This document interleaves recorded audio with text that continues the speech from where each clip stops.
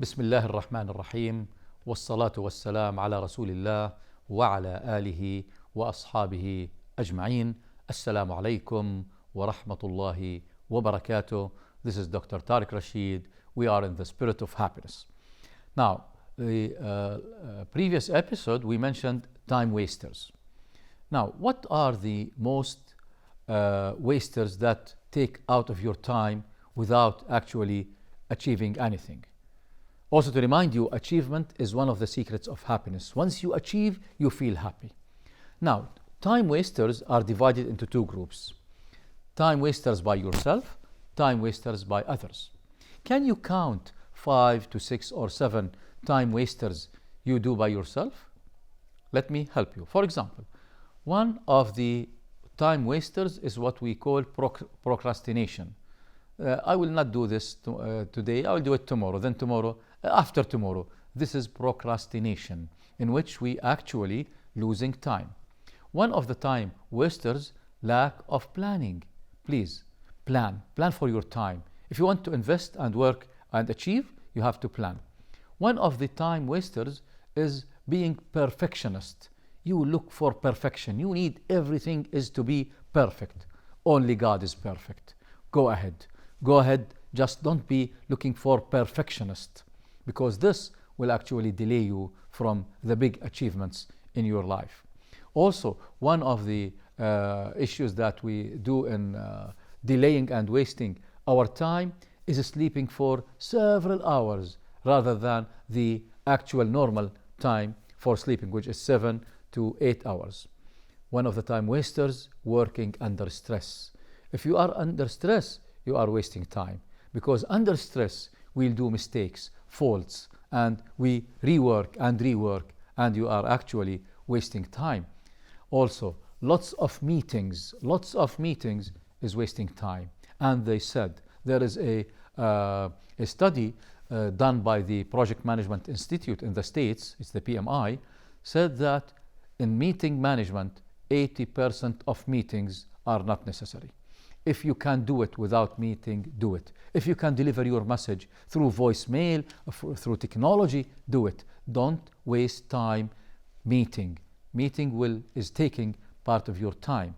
And some of the issues that also may waste your time is what we call socializing. Doing nothing. Let's visit my dear Muhammad. How are you, Muhammad? And socializing for a lot of time. We need socializing. But if you exaggerate socializing, you are not investing. So these are some of the time wasters that will actually take out of your time. This is from you. From others, for example, overlong visits. Sometimes people come to visit you. We always need people to visit us. But overlong visits without a purpose is actually wasting your time. And in Al-Quran, استأذنوا فإن لم يؤذن لكم فارجعوا. This is the concept of the visits. You have to schedule and you have to check with people. Can I visit you? Do you have time that we can share and visit? So overlong visits. And sometimes what we call understaff. If we are understaffed, we are facing stress from others. This will waste our time. And sometimes unclear objectives. Not defined responsibilities. All of these are time wasters. I will share with you one very important concept. Please have your paper and pen with you. Put your money that you earn per month. If it is salary, put your salary in a month.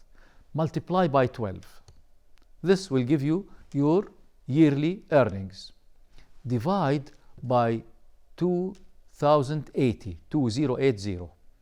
What is 2080, which is 2080? It's the number of hours that we work per year. It comes from multiplication of 3 numbers. 5, which means 5 is the 5 days per week. 8 times 8, so 8 is the number of hours per day, times 52. 52 is number of weeks per year. So 5 times 8 times 52 is 280. What do you think the number that you got is? It's your hourly rate. It's your hourly rate. And usually you will find people from the answer from 3 up to 5,000. Most people is under 30, which means most of us earn less than $30 per hour. But you'll find others, the idea is this for you okay? Or are you wasting your time? We don't go for money is needed, but it is not a purpose, but it is a way that help us in moving in life. So this will give you time-money relation. So this is your hourly rate. This is a calculation that will help you make sure that you are investing really in time. And it's very important to stop wasting time. One of the years, Harvard Business Review, which is a journal monthly coming from the University of Harvard, mentioned that several issues in business find that we waste lots of time. And when they transfer measurement time with money, they found one of the years, I think 2007 or 2010, they found that the wastes of money in the United States because of time wasters, it's around $4 to $5 billion. So are you really investing your time? We need to calculate, schedule everything, invest again in the most important, but you have to look for relations in playing your roles in the life in our city of happiness. Now, what is an ideal day in the city of happiness? How an ideal day looks like in a city of happiness? Let me share with you the ideal formula set by wise men and women all around the world. First, try to get up early, before sunrise. They found if you get early before sunrise, 2 hours before sun rising, 1 hour and a half, it's the better way of even breathing. This period of time, but of course you have to sleep around 7 to 8 hours. So early morning is a very good time. First, الصبح إذا تنفس. The best oxygen ever on earth is the early morning oxygen. It's pure oxygen because it's free from radiation of the sun. So as the sun is therefore leaving the earth for example, 12 hours, 13 hours, then the first early morning hours has pure oxygen. What we do first, Salat al-Fajr, then meditate, read Quran, but also try to breathe also, practice breathing. You know, some people don't even breathe, they just breathe correctly. And in order to breathe correctly, you have to take on 3 levels. Then you give back the what you have taken. This is by double the time of. This good breathing technique will help the body to flourish. An ideal day in the city of happiness is also to concentrate on your work, but every now and then have time to sit and relax. In a day and a course of a day in the city of happiness, have half an hour or 1 hour to read a certain book. But again, also be social with your family. This is an ideal day in the city of happiness. And remember to sleep 7 to 8 hours a day. What about an ideal week? Schedule according to the schedule that we mentioned in the previous episode of scheduling your time in the city of happiness.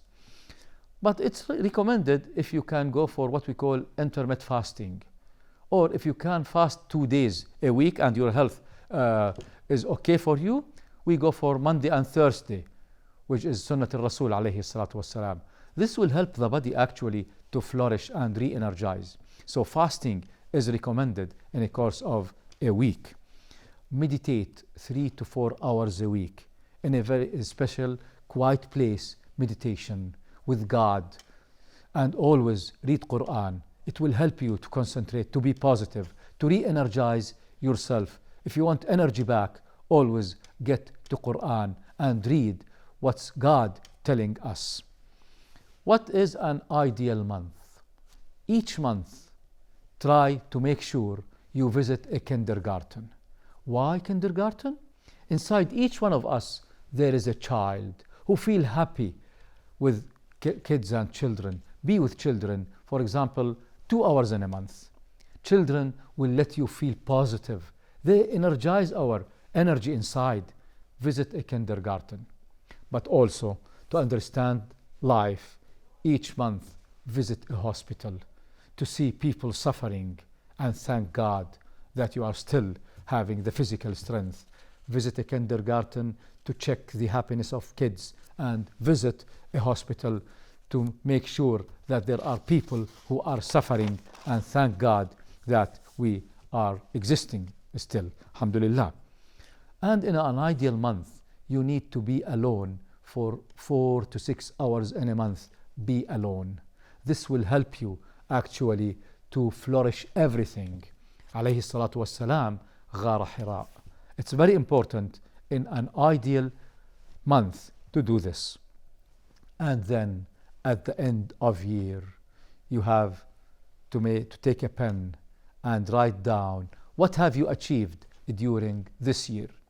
If the pen did not write anything, the problem is not in the pen. The problem is in you. You waste time this year without achieving, without investing. Please wake up. Wake up and invest your time. Life is too short. Have you served your society? Have you served at least yourself? Be positive, invest in time, and schedule. If you write nothing, what to do? We start change. What is, if we repeat your life? And there is a good question always we ask in investment of the time. If you repeat life, what would you change? What would you change? Some people said, I will not change anything. I am happy. I am satisfied. I achieved lots. And several people will start, well, I changed this, I will change this, I will change this. Per year, review your achievement, change whatever you have control, and accept what you don't have control. And by this, we are living in the city of happiness, investing in time. Time is money. And in the Proverbs, in the Arab previous word, they said, time is like a sword. Either you cut it or you will be cut by. Decide in which part you are in.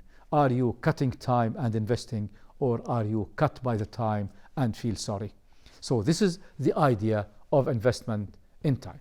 Now, let's move to a concept called gaps in happiness.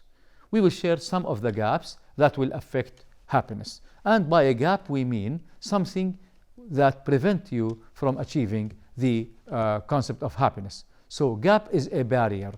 What to do for a gap? Bridge it. We need to bridge our gaps in the city of happiness. Let's start discussing some of the gaps that you may face during your life in the city of happiness. One of the gaps, and very important gap, expectation gap.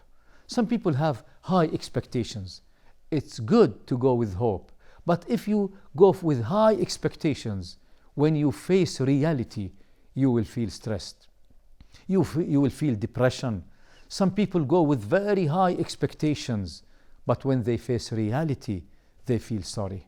So always be attached to hope and be optimistic, but don't raise your level of expectations. Don't expect a lot from others. Don't be attached to the others in your expectation. Always expectation get to God and be with God always. So the gap of expectation is a barrier that will actually affect your achievement and your happiness. So don't expect a lot. Don't exaggerate and increase the level of expectation. It's called the expectation gap. Another gap is what we call the conclusion gap, that you jump to conclusions. And some people always jump quickly to conclusions. Let me share with you the following story, and please try to conclude at the end of my story. Now we are underground waiting for the train to come, and it's 6 a.m. in the morning. Quietness and very quiet timing, and all people sitting waiting for the train, and there is a man reading a newspaper. Then suddenly a man with 6 kids get down to the underground, and the kids start playing football, and the total quietness now became a chaos and a mess. And their father just sit down beside the man who is reading the newspaper. And the whole noise now, and the father is just relaxing and looking to the kids. Then the man who is reading put the newspaper and said, "You don't see your kids? They have made a total mess." The father said, Where are they? What do you think of the father attitude? Write down your thinking of the father attitude. Some people, they start careless, ignoring, accustomed to the kids like this. But after 1 minute, he raised his head and getting back to the man who asked him, "You know, I just came from the hospital. Their mother died by cancer. What is your now option and opinion in the father after you know this fact? You will go to play with the kids. Don't jump into conclusions, please. Don't jump into conclusions. Don't judge people from certain issue. Can you go deeply to see what? You cannot. So please, don't judge. Don't go to conclusions. You will feel sad or stressed or negative towards other. This is called conclusion gap. Just go with the facts and information before jumping to conclusions. This gap will affect your happiness in the city of happiness. Another gap is doubt gap. I doubt I will succeed. I doubt. Don't allow doubt to go inside. It's from ash-shaytan. Trust God always and don't be in a doubt. I doubt I will do this. I doubt my father wants my son. I doubt. Please trust. Try to exchange doubt into trust. But first, trust God. Trust yourself. Trust others. Trust your family. Trust your wife, your husband, your kids. This gap, which is the doubt gap, will hold you from proceeding in the city of happiness. This gap is one of the actually killing gaps in the city of happiness. We will share other gaps accordingly in the next episode. Wassalamu alaikum wa rahmatullahi wa barakatuh.